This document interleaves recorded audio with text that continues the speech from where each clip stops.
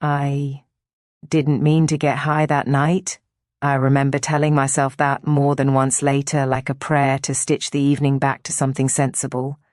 It had been a long day, a stupidly long day, and the living room was thick with the kind of tired that makes your limbs soft and your voice low. My roommate had friends over, laughter leaking from the kitchen, a playlist of half-remembered songs thumping somewhere behind the conversation. Someone produced a joint, ritual folded into paper and passed around like an offering. I said yes because it felt like saying yes to being human again, to belonging to this small, rickety island of warmth for a few minutes. The first drag went down like any other, hot and thin and bright at the back of my throat, a little metallic, then settling into the nice, familiar slack that comes when the lungs unclench. I coughed, laughed, passed it on. The second drag tasted flatter. By the third, everything tilted, not in the cute, lazy way I expect from weed, but like the world below me had lost the gentle hum of gravity and started to float. I remember thinking, with the quiet clarity of someone noticing a stain on a shirt, that the air felt wrong. My hands felt enormous and awkward, as if I was wearing gloves 2 sizes too big. The couch beneath me seemed to be dissolving into a map of its own upholstery, threads pulling away into a slow tide. At first I tried to joke about it. "That hit weird," I told them, and my voice came out strangled and wrong, like someone else's recording. Laughter rolled past me but didn't touch. It became a sound object, like the clack of shoes in a hallway, not laughter. Then the edges of the room softened to a blur, and a small, steady panic started as a prickle against my scalp. Panic never arrives full-formed with ketamine. It sneaks up like a memory of panic, anticipatory and shaped by the body's reflexes. Time, the first casualty. Seconds thickened until each inhale felt like swallowing an ocean. The playlist became a smear of rhythm with no beginning or end. Voices folded into the furniture. My name, when someone said it, bounced away like a pebble skimming the surface of a river. I tried to stand, to say maybe I should lie down, maybe go to bed. But my legs weren't mine. They were someone else's props, heavy and resistant, flopping like seaweed. It was dissociation at first, clinical and chilling. I remember looking at my hands and thinking I was watching a puppet show. My fingers twitched and I watched with a cold, rational fascination, like a documentary narrator describing an animal. Then the watching turned inward, and the room seemed to rearrange itself around this new center, me, outside myself observing the observation, the sensation of being layered, 2, 3, 10 cells stacked like translucent slides, made my skin crawl. I tried to blink, but my eyelids felt glued to the inside of my skull. Each breath required an effortful negotiation, like bargaining with a stubborn landlord.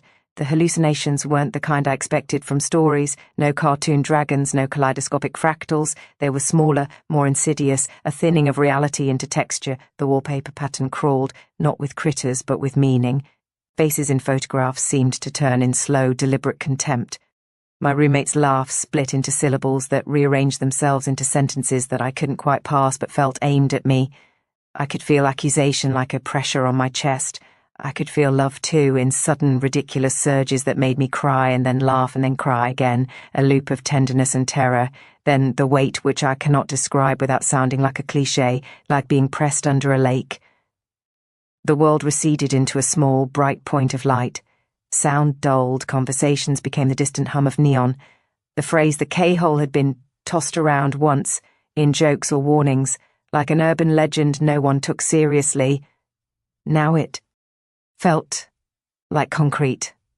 The point of light expanded into a corridor of memories that were not mine, or maybe were too mine.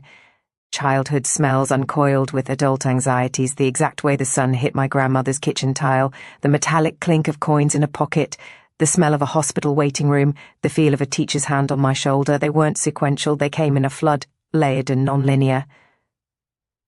I had the disorienting certainty that everything I'd ever experienced, every embarrassing moment, every small kindness, every failure, was being played at once, each memory magnified, each regret stitched to longing. I remember panic arriving as a physical thing, a thrumming in my teeth, like the installation of a machine in my jaw. An animal part of me, the part that knows threats before words do, began to scream silently. I tried to tell someone to help me, but the sound I made was caught in the throat, rebounding into an echo of a voice. My mouth dried. My tongue felt like a foreign object.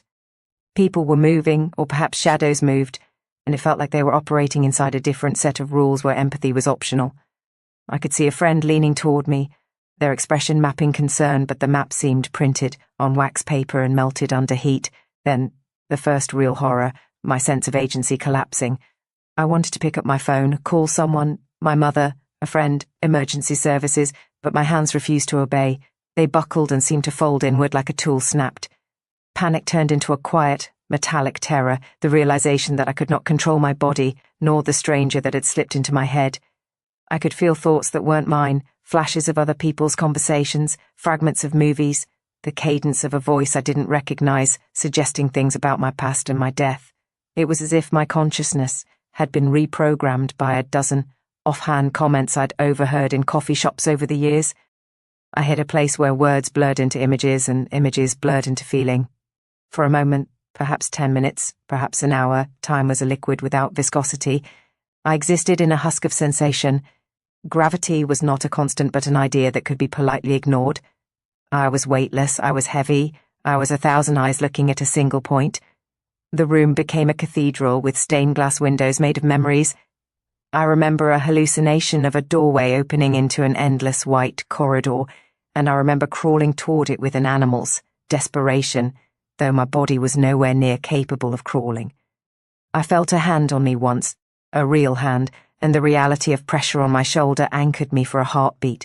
A friend had moved closer, voice muffled and warm, telling me to breathe. They said my name, and the syllable landed like a stone. The stone didn't break the surface entirely, it only rippled the liquid between me and the world. But that ripple was enough to give me the idea of being in a body again. They called my name again, firmer, and I felt someone's arms beneath me. They lifted me like a broken thing and guided me toward the carpeted floor. I remember thinking how obscene the carpet looked, each fibre an enormous tree, a forest of threads, and I was an ant lost on a continent. When I surfed the boundary of consciousness, I would lapse into tiny, terrifying episodes of clarity where I could think in sentences and then be shot into another plane where language was meaningless. In one lucid sliver, I understood with a bright crystalline horror that I was in danger, perhaps from the drug, perhaps from myself. In another, I hallucinated that the room had been replaced by water and that my lungs were full of salt and glass. I was drowning on dry land. The fear that the experience would never end is the strangest and most abiding horror. Under normal intoxication, there is a rhythm, rise, plateau, fall. With the ketamine, that rhythm disintegrated. There were plateaus that were jagged cliffs and falls that reversed into ascensions.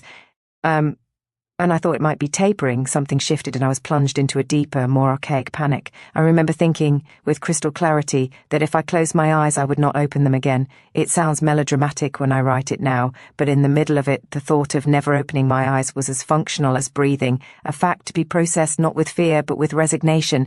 I do not remember the precise moment someone called for help.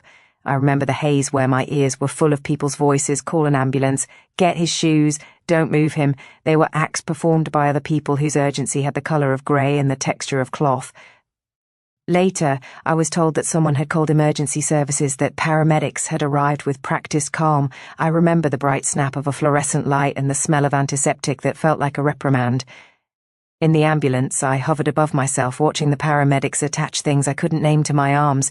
They spoke in clipped tones, asking questions into a small boxed present. Do you know your name? Can you squeeze my hand? My eyes were heavy, the world a smear, but I answered to the best of what I could answer. I remember a patch of red on the paramedic's sleeve. And I thought of a theatre curtain and the absurdity of being an actor with no script. Hospital is a word I remember like an after-image. Lights too bright, voices on a frequency my mind couldn't process, people moved with purpose. I was told later that my heart rate had been erratic, that I'd been semi-conscious, that they suspected a powerful dissociative.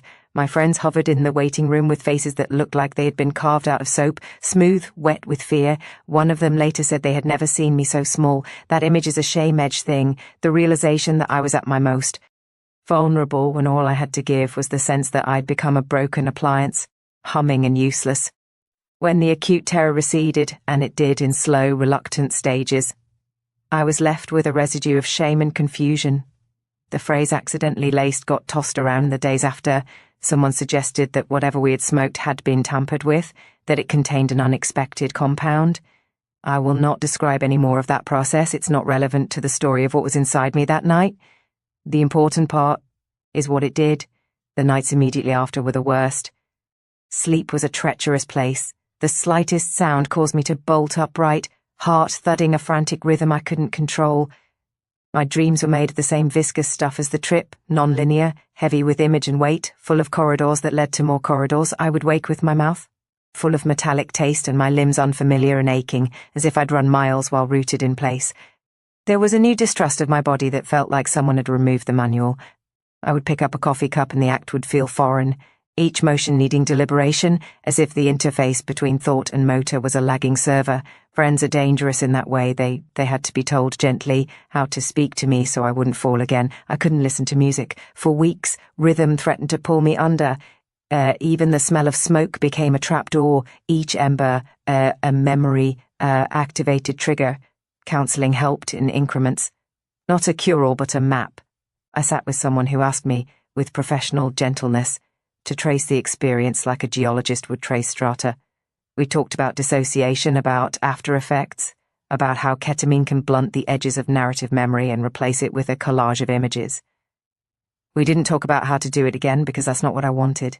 I wanted to know how to stitch myself back. The act of telling the story. In the open, a person whose job was to receive without judgment, felt like scrubbing a wound with mild antiseptic, painful and necessary. Guilt is a persistent, low-grade fever after an episode like that. I felt embarrassed for not recognizing the danger sooner, for letting my guard down in a circle of people I thought I trusted. I felt foolish and ashamed that my body had betrayed me in front of others. That shame invaded the edges of my humor and the quiet of the apartment. It was practical too. Phone calls to insurance, conversations about missed work, the dryness of my bank account after an emergency room visit. But there was also the existential kind. The small private collapse of the trusted narrative I had about myself. I was the type of person who could handle their vices, or so I'd believed. The truth was messier.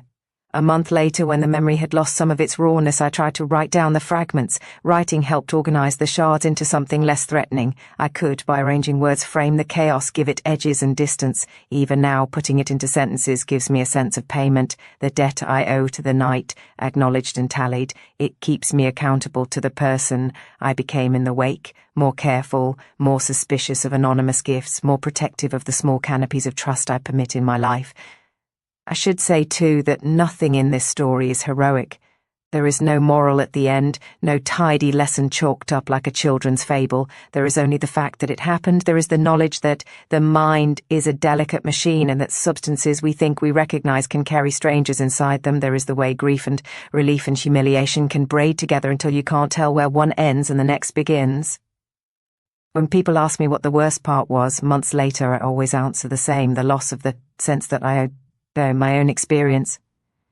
To be in a body and not have it answer. To watch your life through someone else's lens is to be made new in the worst sense. That terror lingers like a scar. Sometimes it itches, sometimes it aches. Occasionally, in late afternoons when the light slants and the world softens, I still catch myself counting breaths like an apology. I do not romanticize it.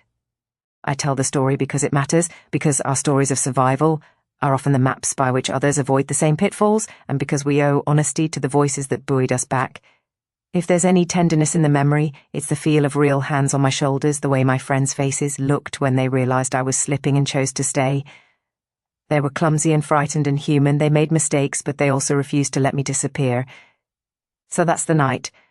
A false comfort turned unbearable, a body unmoored, a slow, fumbling reassembly. I still wake sometimes with that old panic knotting in my chest, but the alarms are less frequent now.